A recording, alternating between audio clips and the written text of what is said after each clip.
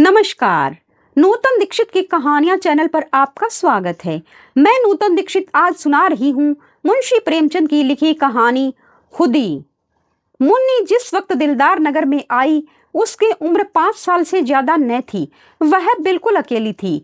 माँ बाप दोनों न मालूम मर गए या कहीं परदेश चले गए थे। मुन्नी सिर्फ इतना जानती थी कि कभी एक देवी उसे खिलाया करती थी और एक देवता उसे कंधे पर लेकर खेतों की सैर कराया करता था। पर वह इन बातों का जिक्र कुछ इस तरह करती थी कि जैसे उसने सपना देखा हो।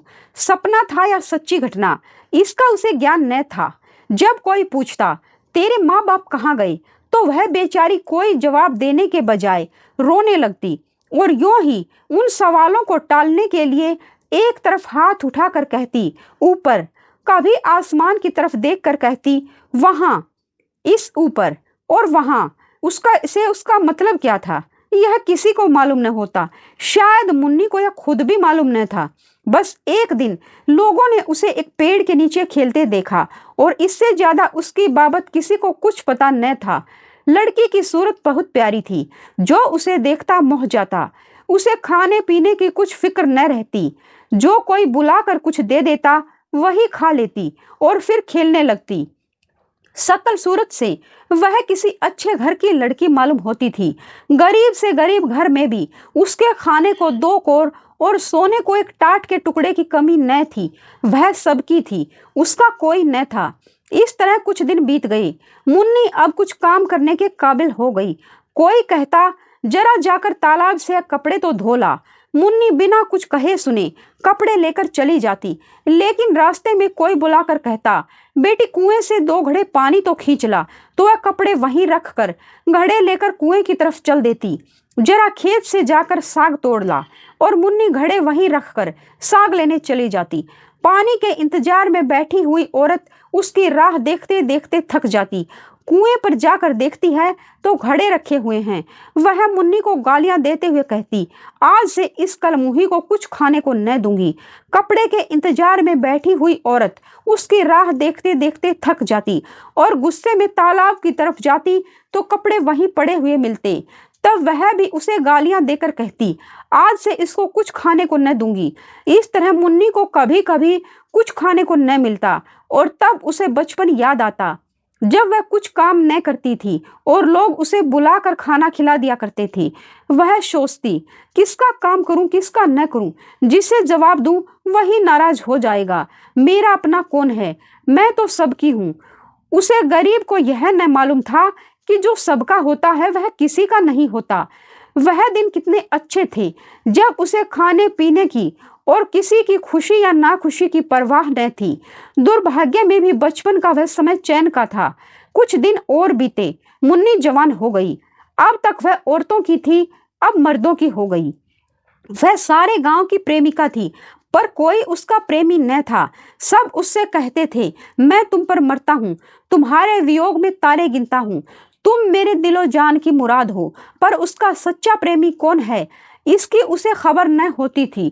कोई उससे यह न कहता था कि तू मेरे दुख दर्द की शरीक हो जा। सब उससे अपने दिल का घर आबाद करना चाहते थे। सब उसकी निगाह पर एक मंदिर सी मुस्कुराहट पर कुर्बान होना चाहते थे। पर कोई उसकी बाह पकड़ने वाला, उसकी लाज रखने वाला न था। वह सबकी थी।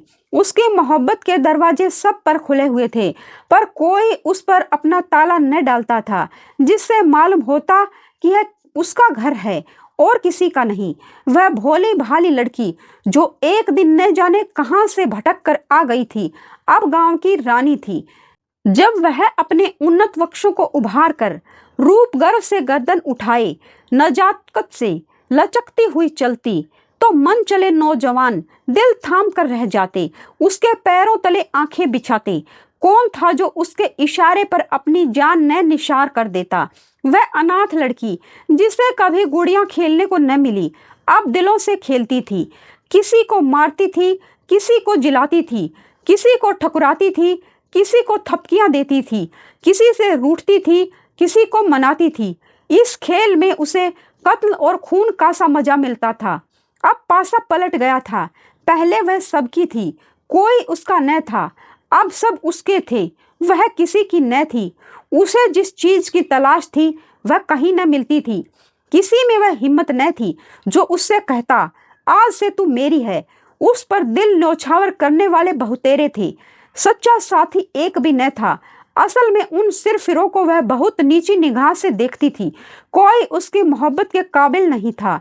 ऐसे पस्त हिमातों को वह खिलौनों से ज्यादा महत्व न देना चाहती थी, जिनका मारना और जिलाना एक मनोरंजन से अधिक कुछ नहीं। जिस वक्त कोई नौजवान मिठाइयों के थाल और फूलों के हार लिए उसके सामने खड़ा हो जाता तो उसका जी चाहता उसका मुंह नोच लूं। उसे वह चीजें कालकूट हलाहल जैसी लगती। उनकी जगह वह रूखी रोटियां चाहती थी। सच्चे प्रेम में डूबी हुई गहनों और अशरफियों के ढेर उसे बिच्छू के डंक जैसे लगते। उनके बदले वह सच्ची दिल के भीतर से निकली हुई बातें चाहती, जिनमें प्रेम की गंध और सच्चाई का गीत हो। उसे रहने को महल मिलते थे, पहनने को रेशम, खाने को एक से एक व्यंजन, पर उसे इन चीजों की आकांक्षा न थी। उसे आकांक्षा थी फूस के झोपड़े, मोटे झोटे सूखे खाने। उसे प्राण घातक सिद्धियों से प्राण पोषक निषेध कहीं ज्यादा प्रिय थे। खुली हवा के मुकाबले में बंद पिंजरा कहीं ज्यादा चहेता। एक दिन एक परदेसी गांव में आ निकला। बहुत ही कमजोर दीनहीन आदमी था। एक पेड़ के नीचे सत्तू खाकर लेटा। एकाएक मुन्नी उधर से जा निकली। मुसाफिर को देखकर बोली, कहाँ जाओगे? मुसाफिर ने बेरुखी से जवाब दिया, जहन्नुम। मुन्नी ने मुस्कुरा कर कहा, क्यों, क्या दुनिया में जगह नहीं? औरों के लिए होगी, मेरे लिए नहीं। दिल पर कोई चोट लगी है। मुसाफिर ने जहरीली हंसी हंसकर कहा, बदनसीबों की तकदीर में और क्या है? रोना धोना और डूब मरना, यही उनकी जिंदगी का खुलासा है। पहली 2 मंजिल तो तय कर चुका, अब तीसरी मंजिल और बाकी है। कोई दिन वह पूरी हो जाएगी, ईश्वर ने चाहा तो बहुत जल्द। यह एक चोट खाए हुए दिल के शब्द थे। जरूर उसके पहलू में दिल है, वरना यह दर्द कहाँ से आता? मुन्नी बहुत दिनों से दिल की तलाश कर रही थी। बोली, कहीं और वफा की तलाश क्यों नहीं करते? मुसाफिर ने निराशा के भाव से उत्तर दिया, मेरी तकदीर में नहीं, वरना मेरा क्या बना बनाया घोंसला उजड़ जाता। दौलत मेरे पास नहीं, रूप रंग मेरे पास नहीं, फिर वफा की देवी मुझ पर क्यों मेहरबान होने लगी? पहले समझता था वफा दिल के बदले मिलती है, अब मालूम हुआ और चीजों की तरह वह भी सोने चांदी से खरीदी जा सकती है। मुन्नी को मालूम हुआ मेरी नजरों ने धोखा खाया था। मुसाफिर बहुत काला नहीं, सिर्फ सांवला है। उसका नाक नक्श भी उसे आकर्षक जान पड़ा। बोली, नहीं, यह बात नहीं, तुम्हारा पहला ख्याल ठीक था। यह कहकर मुन्नी चली गई। उसके हृदय के भाव उसके संयम से बाहर हो रहे थे। मुसाफिर किसी ख्याल में डूब गया। वह इस सुंदरी की बातों पर गौर कर रहा था। क्या सचमुच यहाँ वफा मिलेगी? क्या यहाँ भी तकदीर धोखा न देगी? मुसाफिर ने रात उसी गांव में काटी। वह दूसरे दिन भी न गया। तीसरे दिन उसने एक फूस का झोपड़ा खड़ा किया। मुन्नी ने पूछा, यह झोपड़ा किसके लिए बनाते हो? मुसाफिर ने कहा, जिससे वफा की उम्मीद है। चले तो न जाओगे? झोपड़ा तो रहेगा। खाले घर में भूत रहते हैं, अपने प्यारे का भूत ही प्यारा होता है। दूसरे दिन मुन्नी उस झोपड़े में रहने लगी।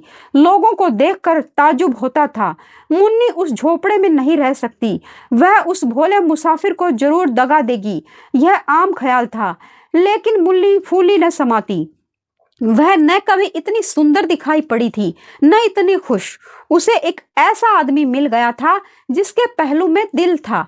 लेकिन मुसाफिर को दूसरे दिन यह चिंता हुई कि कहीं यहाँ भी वही अभागा दिन न देखना पड़े। रूप में वफा कहाँ? उसे याद आया, पहले भी इसी तरह की बातें हुई थी, ऐसे ही कसम खाई गई थी, एक दूसरे से वादे किए गए थे, मगर उन कच्चे धागों को टूटते कितनी देर लगी। वह धागे क्या फिर न टूट जाएंगे? उसके क्षणिक आनंद का समय बहुत जल्द बीत गया और फिर वही निराशा उसके दिल पर छा गई। इस महरम से भी उसके जिगर का जख्म न भरा। तीसरे रोज वह सारे दिन उदास और चिंतित बैठा रहा और चौथे रोज लापता हो गया। उसकी यादगार सिर्फ उसकी फूस की झोपड़ी रह गई। मुन्नी दिन भर उसकी राह देखती रही। उसे उम्मीद थी कि वह जरूर आएगा, लेकिन महीनों गुजर गए और मुसाफिर न लौटा। कोई खत भी न आया, लेकिन मुन्नी को उम्मीद थी वह जरूर आएगा।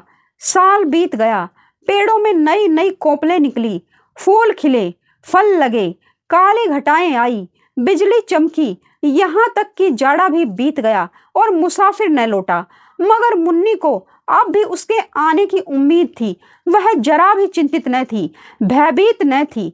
वह दिन भर मजदूरी करती और शाम को झोपड़े में पड़ रहती, लेकिन वह झोपड़ा अब एक सुरक्षित किला था, जहां सिर्फ फिरों के निगाह के पांव भी लंगड़े हो जाते थे। एक दिन वह सर पर लकड़ी का गट्ठा लिए चली आती थी। एक रशिये ने छेड़खानी की। मुन्नी, क्यों अपने सुकुमार शरीर के साथ यह अन्याय करती हो? तुम्हारी एक कृपा दृष्टि पर इस लकड़ी के बराबर सोना नौछावर कर सकता हूँ। मुन्नी ने बड़ी घृणा के साथ कहा, तुम्हारा सोना तुम्हें मुबारक हो, यहाँ अपनी मेहनत का भरोसा है। क्यों इतना इतराती हो? अब वह लौटकर न आएगा।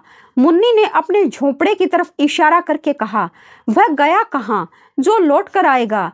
मेरा होकर वह फिर कहाँ जा सकता है? वह तो मेरे दिल में बैठा हुआ है। इसी तरह एक दिन एक और प्रेमी जन ने कहा, तुम्हारे लिए मेरा महल हाजिर है, इस टूटे फूटे झोपड़े में क्यों पड़ी हो? मुन्नी ने अभिमान से कहा, इस झोपड़े पर 1,00,000 महल न्यौछावर हैं। यहाँ मैंने वह चीज पाई है जो और कहीं न मिली थी और न मिल सकती है। यह झोपड़ा नहीं है, मेरे प्यारे का दिल है। इस झोपड़े में मुन्नी ने 70 साल काटे। मरने के दिन तक उसे मुसाफिर के लौटने की उम्मीद थी। उसकी आखिरी निगाहें दरवाजे की तरफ लगी हुई थी।